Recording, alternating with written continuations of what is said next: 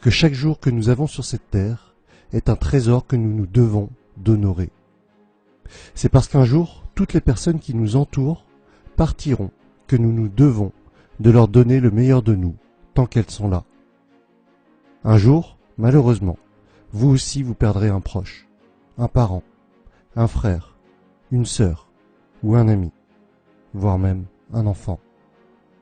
Mais tant que ce jour-là n'est pas arrivé, faites tout pour vivre tous les moments avec ces personnes-là à 100%. Donnez le meilleur de vous. Ne vous offusquez pas pour des futilités. Ne râlez pas pour un rien. Soyez bon, généreux et ouvert d'esprit. Un drame nous arrivera tous, un jour ou l'autre. On a toujours tendance à se dire qu'il nous reste du temps, mais ce n'est malheureusement pas toujours vrai. Faire l'ignorant face à ce constat, c'est se mettre en difficulté tout seul. En prendre conscience, en amont, dès aujourd'hui, faire les actions pour chérir nos proches jusqu'à la fin de leur jour ou de nos jours, ce n'est pas morbide ni tabou, c'est juste un acte responsable. Il ne devrait pas y avoir d'autre priorité que d'aimer ses proches. Quand on pense à la mort, on peut avoir deux réactions. On peut en avoir peur, être triste, et c'est complètement compréhensible. Mais on peut aussi se sentir reboosté et se dire que justement, tant que la vie est là, eh bien chaque instant a une valeur inestimable. Chaque moment est un cadeau. Chaque problème rencontré devrait être une opportunité pour grandir, un challenge pour devenir quelqu'un de meilleur. Prenez conscience de tout cela, pour vous-même et pour vos proches. Et quand un jour la perte d'un proche surviendra, bien sûr que ce sera difficile, bien sûr que le chagrin vous envahira, bien sûr que quand ça m'arrive, je suis rempli d'un sentiment d'injustice et d'incompréhension comme vous.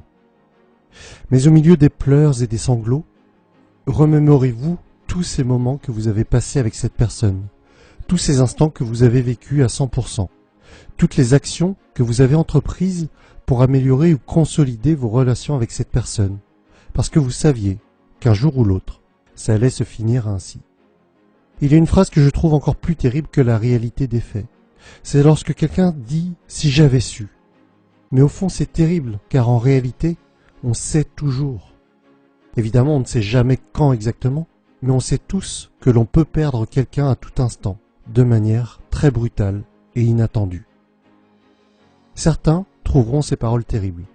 Pour ma part, j'estime que penser qu'un jour, la mort peut frapper n'importe qui autour de nous, à n'importe quel moment, est justement la raison pour laquelle il faut vivre pleinement chaque instant sur cette terre.